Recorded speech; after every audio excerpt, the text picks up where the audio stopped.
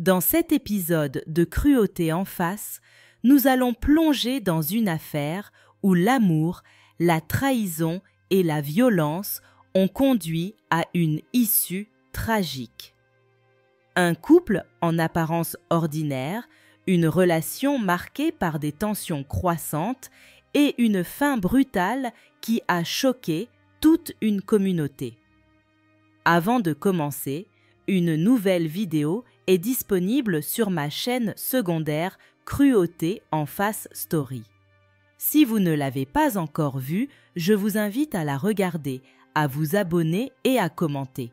J'y publie 1 à 2 vidéos par semaine, alors ne manquez rien. Nous pensons souvent que les disputes conjugales restent confinées aux murs du foyer, mais parfois elles dégénèrent en tragédies irréversibles. Restez bien jusqu'à la fin, car cette histoire révèle comment une relation apparemment normale peut masquer une réalité terrifiante.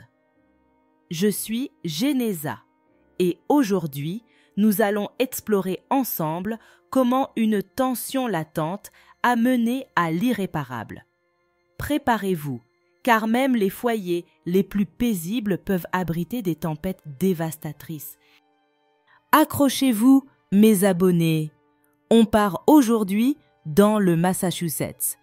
Début de l'année 2021.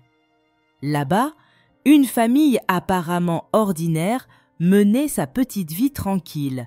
Les Ritchie, Michael, le père, Christine, la mère, et leurs 3 enfants, Angèle, 23 ans, Michael Junior, 20 ans, Sophia, 16 ans. Rien d'exceptionnel en apparence, mais vous me connaissez, si je vous en parle aujourd'hui, c'est que cette normalité n'a pas duré. Alors, d'habitude, on commence par vous raconter la vie de la personne au centre de l'affaire. Mais là, surprise, impossible de trouver grand-chose sur Christine. Oui, vous avez bien entendu, mis à part son âge, 45 ans à l'époque, c'est le grand mystère.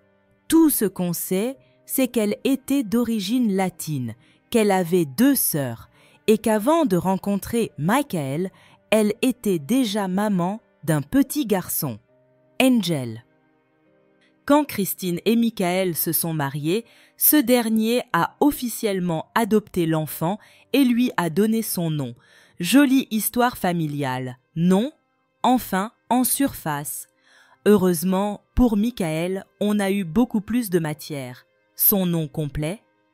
Michael Joseph Ritchie, né dans le Massachusetts le 29 décembre 1969, fils de William et Norma Ritchie.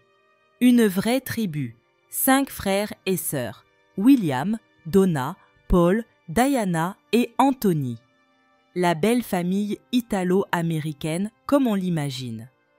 À 18 ans, diplôme de lycée en poche, il s'est engagé dans l'armée des États-Unis. Et pas pour faire de la figuration. Il a participé à la guerre du Golfe, sous la fameuse opération Tempête du désert. Oui, celle-là même. Il a récolté plusieurs décorations pour son travail remarquable. Mais ça ne s'arrête pas là. Une fois l'uniforme militaire raccroché, devinez quoi? Il a continué de servir. Cette fois en tant que pompier à Boston.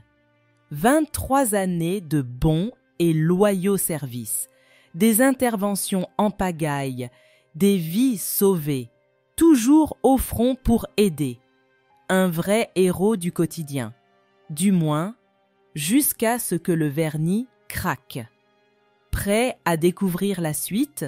Vous allez voir, ça, c'est l'Amérique qu'on ne montre pas dans les séries. Alors, où en étions-nous?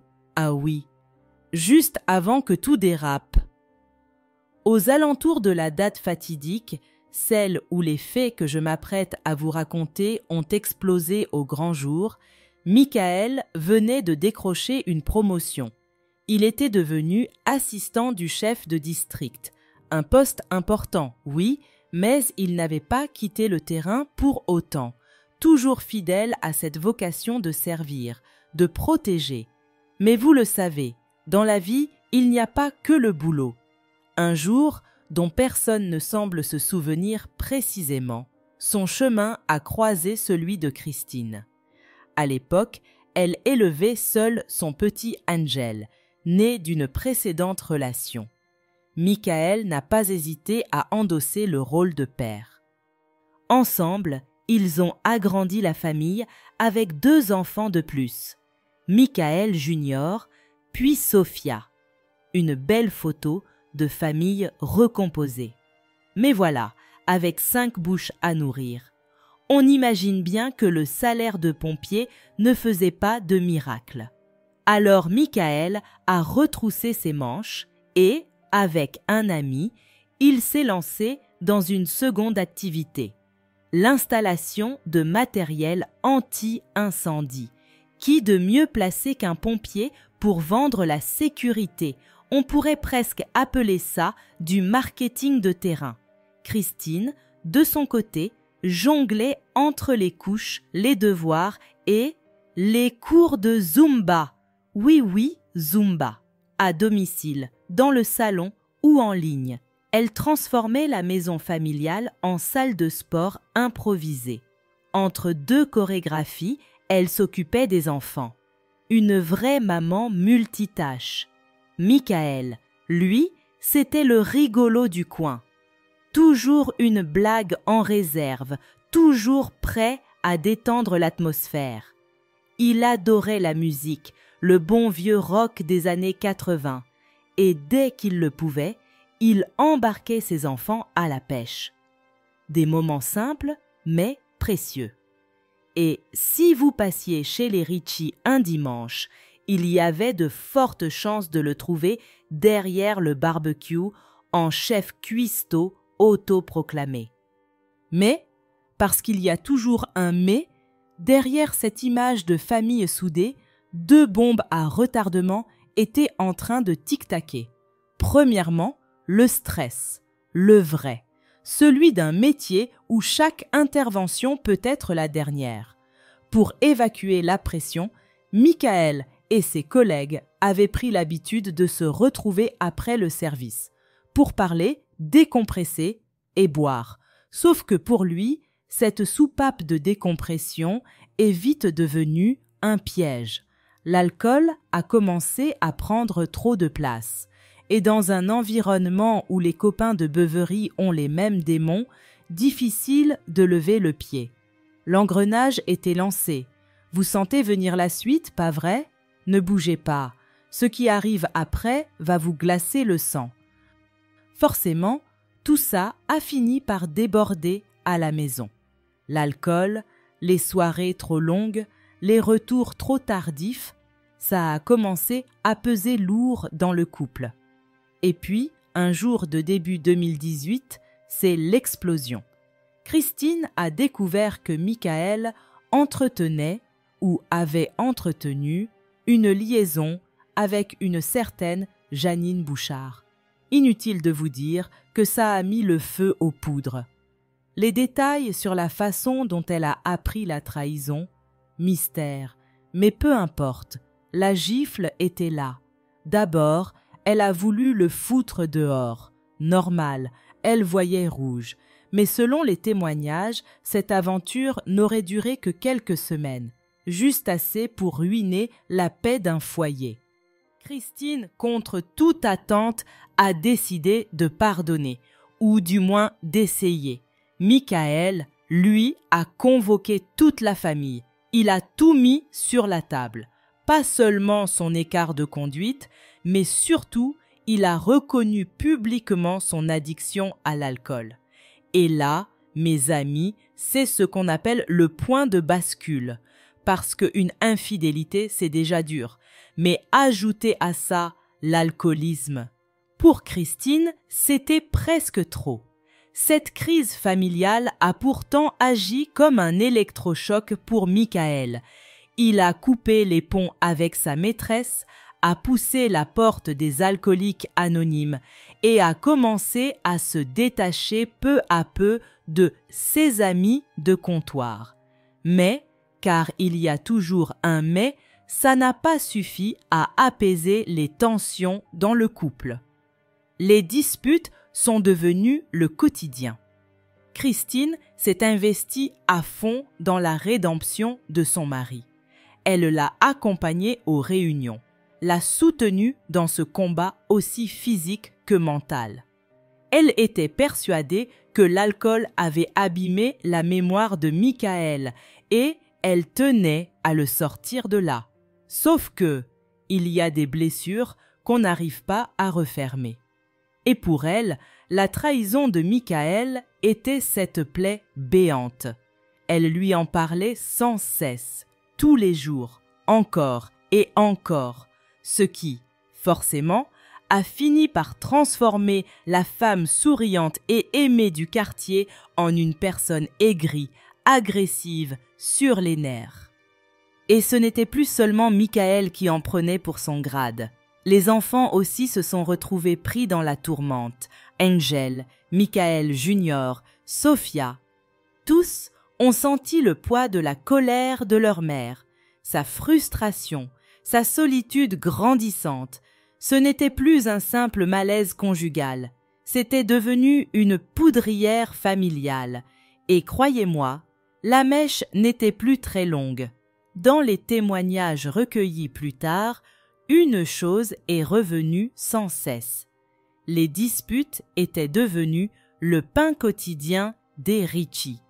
Toujours le même déclencheur, Christine, qui revenait inlassablement sur l'infidélité de Michaël. Et ces disputes-là, elles n'étaient pas que verbales. La colère de Christine débordait, littéralement. Michaël s'est retrouvé plus d'une fois avec des griffures, des bleus, des traces bien visibles de cette rage. Mais selon ses enfants, jamais il n'a rendu les coups. Il encaissait, toujours, parfois, comme souvent dans ces tragédies familiales, il y avait des accalmies, de faux espoirs. En 2019, par exemple, Michaël et Christine sont partis à Hawaï. Ils ont renouvelé leurs vœux de mariage, comme pour colmater les fissures à grands coups de belles promesses. Christine, de son côté, s'est inscrite dans un institut municipal pour se former aux addictions et aux troubles mentaux. L'idée ? Aider Michaël à sortir de l'alcoolisme, mais aussi, peut-être, comprendre ses trous de mémoire qui devenaient de plus en plus fréquents chez lui. Mais soyons honnêtes, toutes ces bonnes intentions ont vite été noyées sous la jalousie. Elle n'a jamais réussi à digérer l'adultère. Résultat, les disputes ont repris de plus belle, inlassablement. Angel, l'aîné, avait déjà quitté la maison. Michaël Junior et Sophia, eux, s'enfermaient dans leur chambre, casque sur les oreilles. Ils essayaient d'échapper à ce quotidien étouffant. Et c'est dans cette ambiance délétère qu'on arrive au jeudi 28 janvier 2021.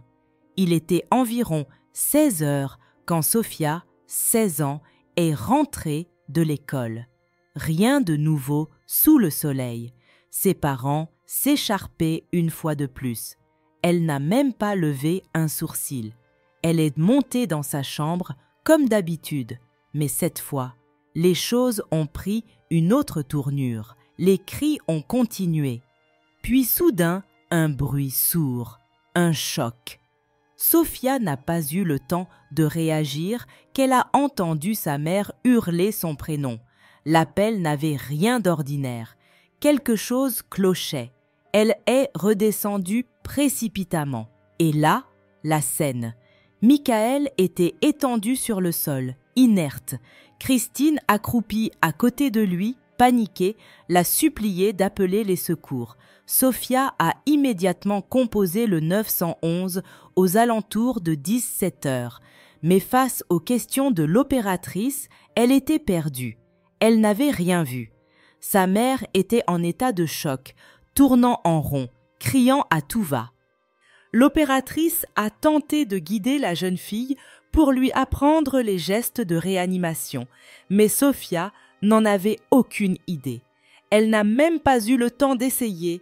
Un policier est arrivé, puis 2 autres, presque dans la foulée. La scène était glaçante. Michael face contre le carrelage, Christine en larmes, hurlant à ses côtés. Et, posé non loin du corps, un couteau de cuisine. Pourtant, à première vue, les agents n'ont remarqué aucune blessure apparente. Ils ont immédiatement commencé les manœuvres de réanimation. L'ambulance est arrivée à son tour. Michael a été pris en charge, transporté d'urgence. Pendant que les secouristes s'affairaient, un officier a tenté de tirer les verres du nez de Christine. Mais la femme était en pleine crise, quasiment hystérique. Entre 2 sanglots, elle a expliqué qu'ils s'étaient disputés, encore, et que, selon elle, Michael aurait fait une sorte de crise maniaque avant de s'effondrer, inconscient. Mais voilà. Alors qu'elle tentait de s'expliquer, les ambulanciers, eux, ont découvert ce que personne n'avait vu jusqu'ici. Une plaie par arme blanche en plein thorax. L'information a été immédiatement transmise à l'agent qui interrogeait Christine. À cet instant précis, Sophia venait justement de lui donner un cachet pour la calmer. Mais vous l'avez compris, ce n'était plus simplement une dispute de plus. Là, on venait de basculer dans le drame. La question n'était plus de savoir s'il y avait eu un accident. La vraie question, c'était qui avait planté ce couteau et surtout, pourquoi? La suite, vous allez voir, elle ne s'invente pas. On entre maintenant dans le cœur de l'affaire, le moment où les masques tombent. Une fois la blessure de Michael découverte, l'officier est revenu à la charge. Il a demandé à Christine de lui raconter, encore une fois, ce qu'il s'était passé. Cette fois, la version de la mère de famille a légèrement évolué. Elle a expliqué que Michael, en pleine crise maniaque, était devenu violent. Elle s'était sentie menacée, terrifiée. Par réflexe, elle avait attrapé un couteau de cuisine pour se défendre. Et selon ses dires, lorsqu'il s'était précipité sur elle, le couteau se serait planté dans sa poitrine sans qu'elle comprenne comment. Un coup porté par le destin, si l'on en croit son récit. Christine a juré qu'elle avait immédiatement crié à sa fille de prévenir les secours. De son côté, Michael a été transporté d'urgence à l'hôpital, mais il était déjà trop tard. À 17h30, son décès a été officiellement constaté. 51 ans, mort dans son propre salon. Tandis que Christine et Sophia étaient emmenées au poste pour être interrogées, c'est Michael Junior qui a été prévenu à l'hôpital. C'est lui qui a dû encaisser la terrible nouvelle et en informer le reste de la famille. Une responsabilité qu'aucun fils n'est préparé à porter. Lors de son audition, Christine a répété son histoire. Ce jour-là, Michael était rentré du travail, était sorti prendre un café, puis avait déneigé l'entrée de la maison. Mais à peine de retour à l'intérieur, la routine toxique avait repris, une énième dispute. Elle a affirmé qu'en plein échange houleux, le comportement de Michael était devenu maniaque. Elle avait donc saisi un couteau de 12 cm. Non pas pour attaquer, mais pour le dissuader. Sauf que, selon elle, il aurait foncé sur elle, et l'accident serait survenu. Quant à Sophia, fidèle à ce qu'elle avait déjà raconté, elle n'a pas pu apporter d'éléments supplémentaires. Comme à son habitude, elle était montée dans sa chambre dès son arrivée. Elle n'est descendue qu'en entendant sa mère hurler. Ce qu'elle a découvert, son père inerte au sol, sa mère en panique. Elle a appelé les secours. Point. Mais la version de Christine s'est rapidement fissurée.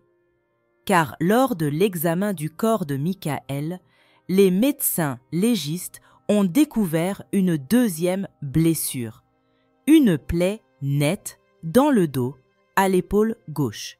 Et là, la théorie de l'accident prenait sérieusement l'eau. Christine a été placée en détention. Les experts médico-légaux ont fait leur travail. Les analystes de la scène de crime aussi. Dès le lendemain, elle a été présentée devant le tribunal de Plymouth pour être officiellement inculpée. Portée par 2 policières, elle est entrée dans la salle d'audience en titubant. Elle peinait à se tenir debout. Quelques secondes avant la lecture des charges, elle s'est effondrée. Malaise. L'audience a été suspendue. Les secours l'ont évacuée sous une couverture. Mais, même sans elle, la machine judiciaire ne s'est pas arrêtée. 1 heure plus tard, le juge a statué. Christine resterait détenue sans possibilité de libération sous caution. Le 8 février 2021, la famille a rendu un dernier hommage à Michael lors de ses funérailles. Le lendemain, la messe a eu lieu à l'église Santa Cristina. Puis, son cercueil a été transporté au cimetière national du Massachusetts. Une longue procession de proches, d'amis et de collègues pompiers l'a accompagné. Ces mêmes collègues lui ont offert une haie d'honneur. Un adieu digne pour un homme qui avait passé sa vie à servir les autres.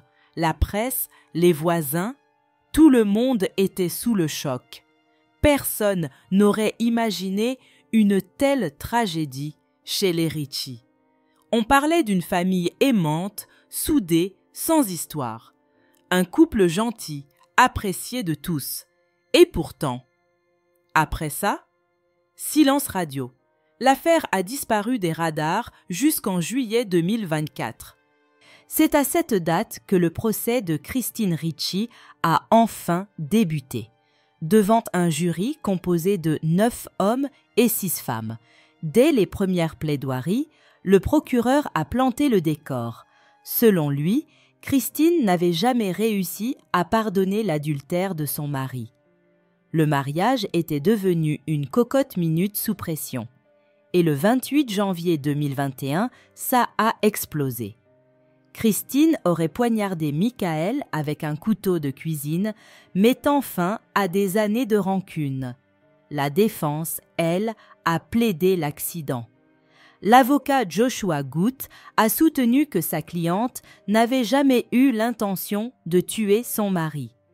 Les événements s'étaient déroulés en 15 minutes, dans un état d'hystérie totale.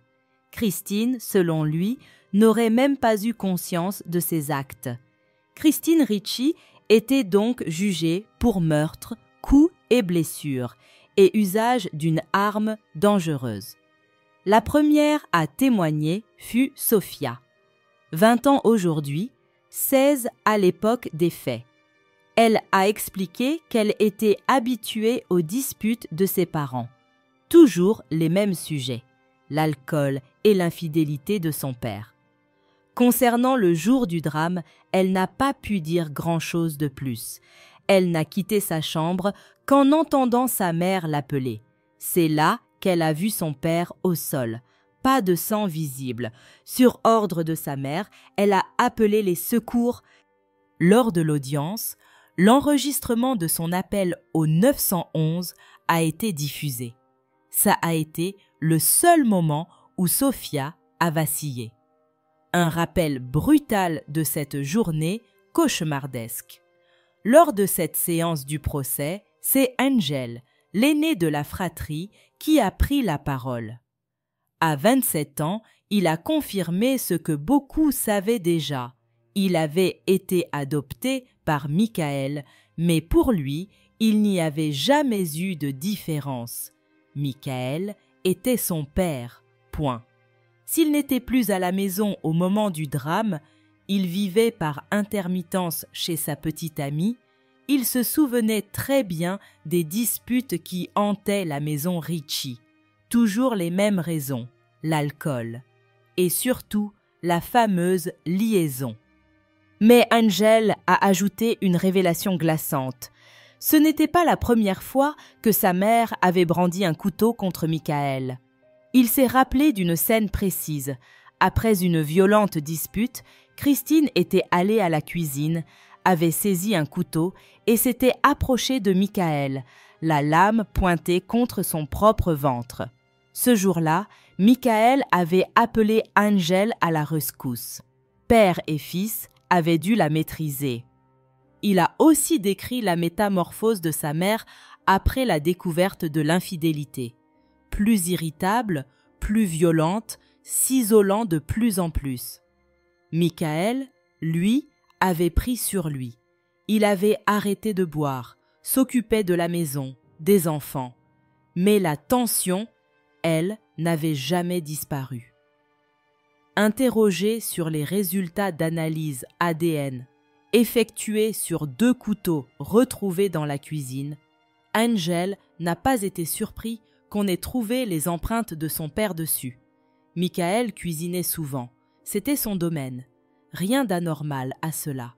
Sophia et Angel ont tous deux souligné la transformation radicale de leur mère après la trahison, disputes incessantes, cris, une ambiance à couper au couteau, sans mauvais jeu de mots.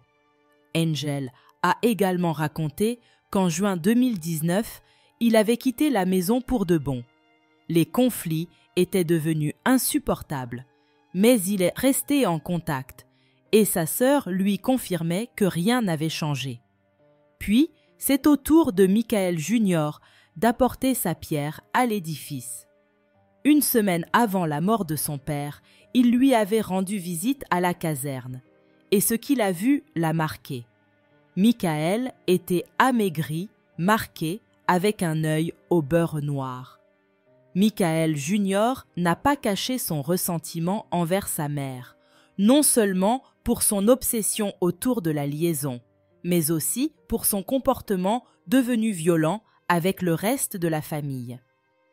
Le procès a ensuite entendu Chris Martin, le premier officier arrivé sur les lieux le jour du drame. Il a rappelé les 2 versions données par Christine. D'abord, l'histoire d'un malaise de Michael, puis celle de l'agression par accident avec le couteau. Ce qui a frappé l'officier, c'est le silence initial de Christine sur la blessure au couteau. Ce détail, qui aurait pu sauver son mari, n'a été mentionné qu'après coup. Lorsqu'on lui a demandé pourquoi lui et ses collègues n'avaient pas exercé de pression sur la blessure de Michael, il a simplement répondu « Nous ne savions pas qu'il avait été poignardé ». La plaie n'a été découverte qu'au moment de son transfert vers l'ambulance. Les témoignages des experts médico-légaux ont défilé, mais rien de décisif. Dans une maison familiale, retrouver de l'ADN sur des couteaux n'a rien d'étonnant. Un autre officier, Alexander Hunt, a confirmé que c'est seulement dans l'ambulance que les secouristes ont repéré une blessure au thorax, puis, plus tard, une autre à l'épaule gauche et même une éraflure dans le bas du dos. Devant le jury, on a présenté les chemises sombres que portait Michael ce jour-là, ainsi que les fameux couteaux. Le tout pour donner du concret à cette scène devenue presque abstraite sous le poids des récits.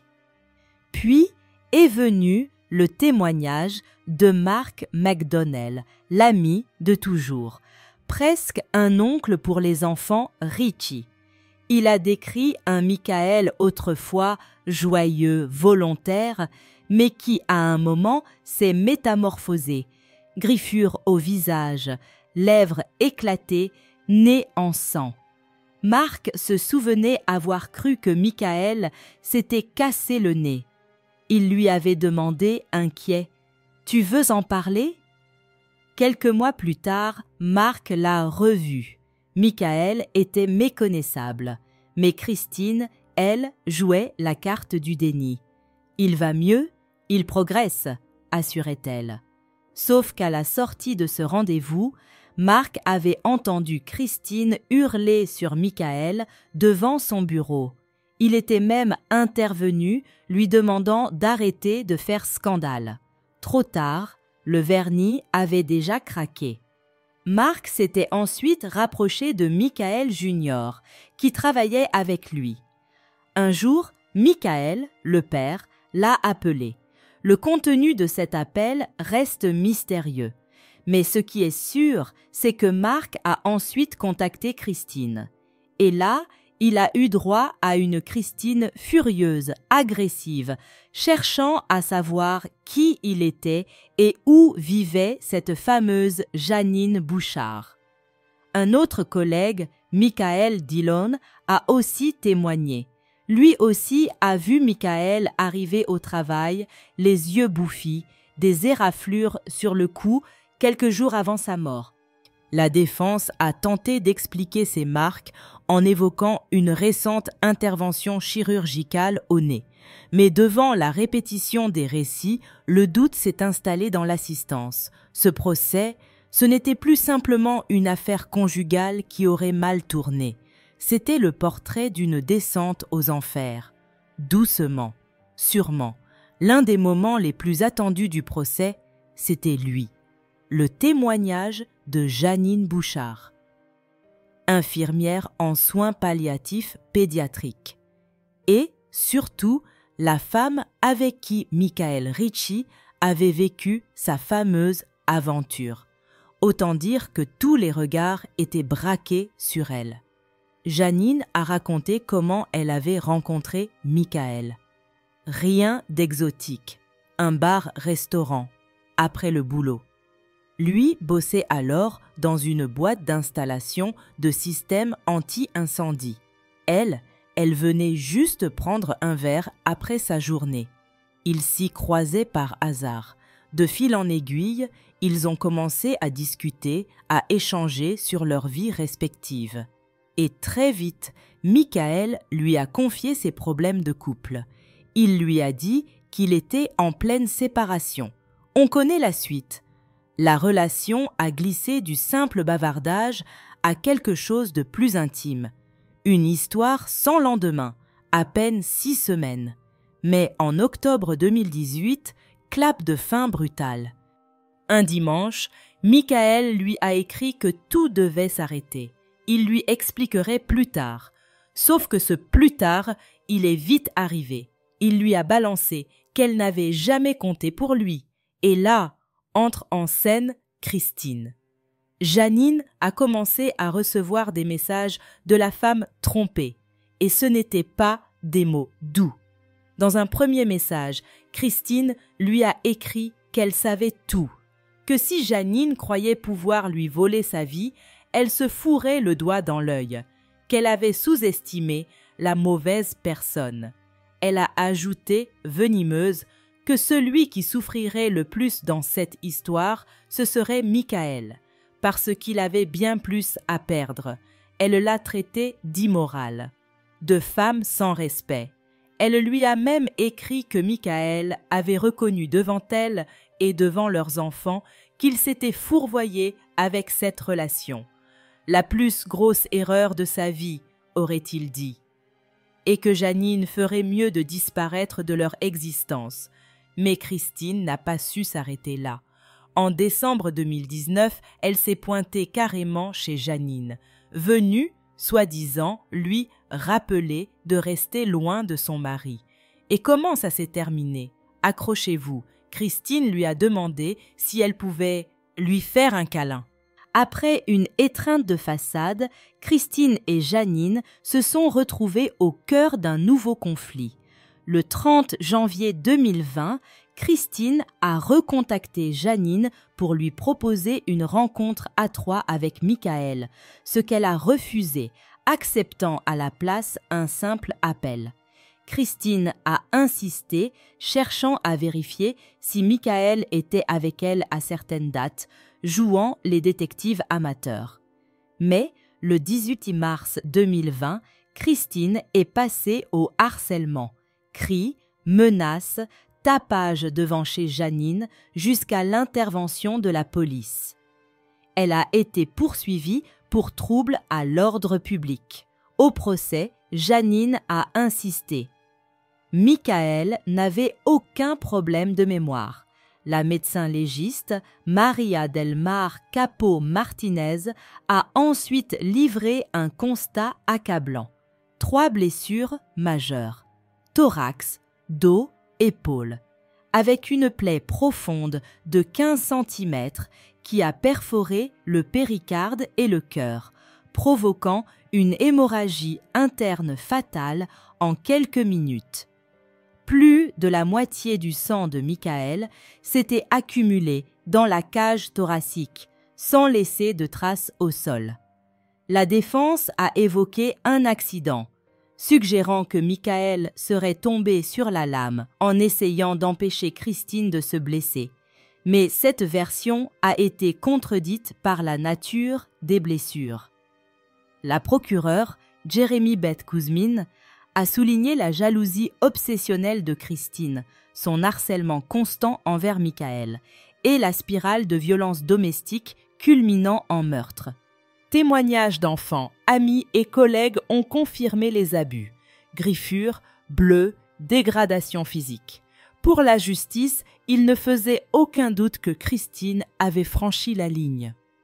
En août 2024, après moins de 3 heures de délibération, le verdict est tombé. Coupable de meurtre au second degré, coups et blessures, agression avec arme dangereuse.